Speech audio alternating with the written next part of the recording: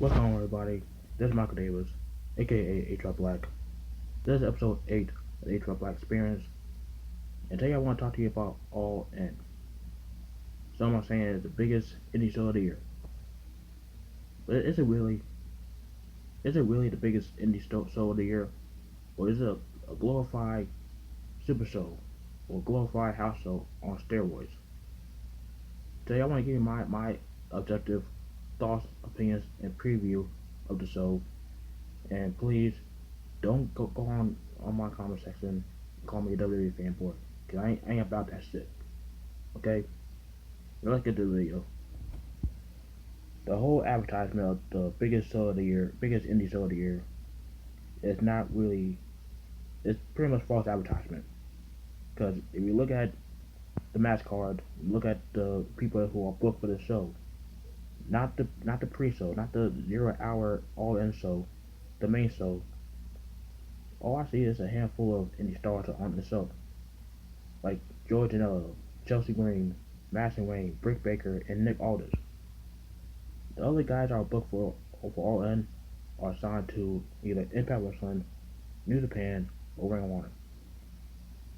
It's basically a cool promotion, cross promotion super show, and with a handful of indie stars.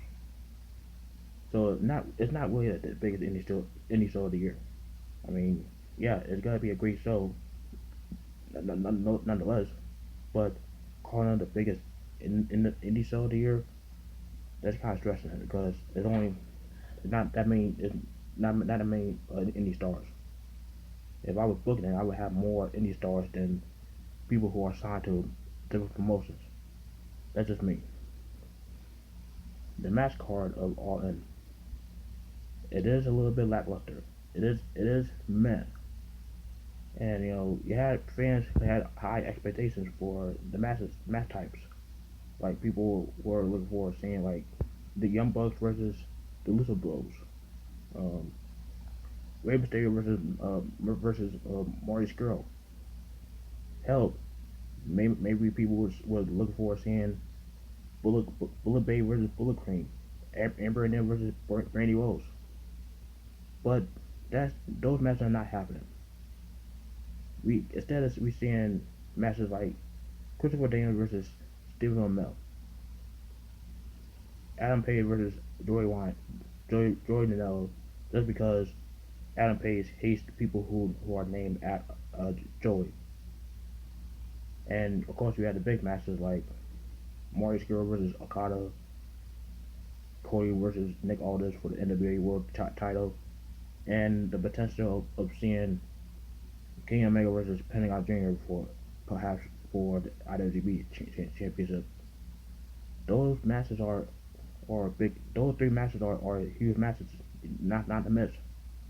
And people are thinking about selling their tickets or are selling their tickets just because the card is not what they expected. Don't sell your tickets.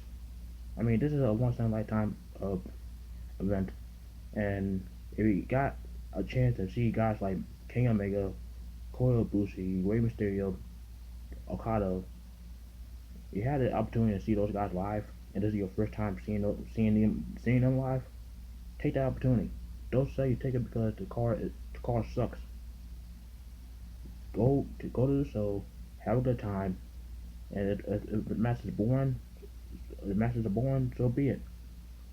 But if the matches aren't boring, if the segments aren't boring, and there's no surprises whatsoever on a 5 hour show, you're gonna have people that are bored out of this goal to the point that they even fall asleep. Kind of like what happened at Supercar Honor. I was there. I know this personally because I had a fan that sitting next to me who fell asleep. I don't want to see that in All In. I don't want to see people chanting boring or playing stupid ass beach balls like it's a WWE pay per view. I wanted this to be a success, but at the same time, there is some stuff that I don't really agree with. I don't really agree with the fact that they have a handful of indie stars and have most of their talent signed to major promotions. Three out of the four major promotions in wrestling. I don't like the fact that that Honor Club gotta be streaming the event, and people who have Honor Club and don't have the Fight app, they gotta be a little bit disappointed. Cause if Honor Club the stream is fucked up, just like they is for most of their pay per views, then people are gonna be pissed off. People are gonna be pissing on Twitter that the stream's not working for Honor Club. And my advice is this: order it on Fight app, order it on Fight TV app, and that way it won't have those issues that Honor Club would have. That's my opinion. But you know, everybody is excited for this event to the point that they already think about All In 2. They already think about having All In 2 at New York City or Los Angeles, or maybe it's Chicago again. All I gotta say is pump the brakes, pump the fucking brakes. Cause we don't know what's gonna happen in 2019. We don't know what's gonna happen with Kenny Omega, Young Bucks, or even Cody Rhodes, because the potential of having Kenny Omega and Young Bucks sign to WWE pretty much kills any opportunity for All In 2, unless Cody Rhodes brings in some pretty big stars to be part of All In 2.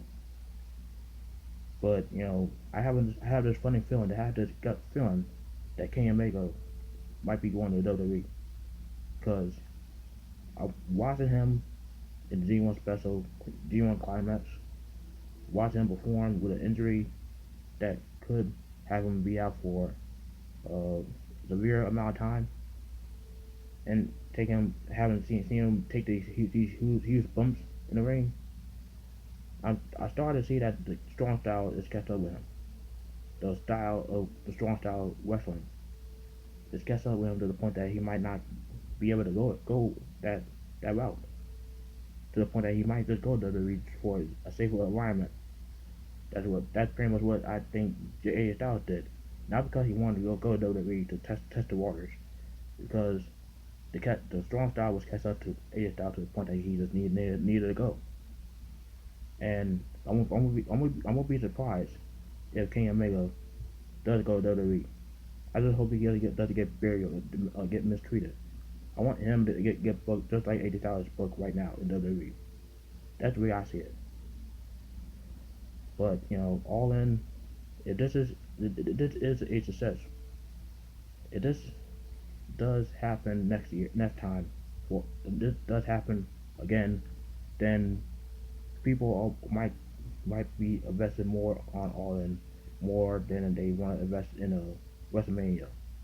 And if that's the case, that's great news for fans that are outside of WWE, because this is an event that gonna change the landscape of professional wrestling to the point that all these other wrestling promotions, all these other big name indie stars that would do more shows like this, like Joey Janela, he's already doing these shows during WrestleMania weekend.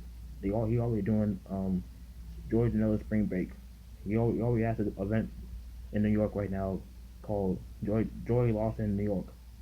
So this might be a point that more big wrestling stars outside of WWE might do shows like this. And if that's the case, that's gonna be huge for all these big name stars and indies. But that's my thoughts on All In. Let me know down in the comments down below. Are you excited for All In? Are you going to All In? And if you are, hope you have a good time. Please like this video, subscribe for more, and tap that bell on the YouTube app. You don't miss any of my videos. And until then, I'm Michael Davis, H.R. Black. I'm out.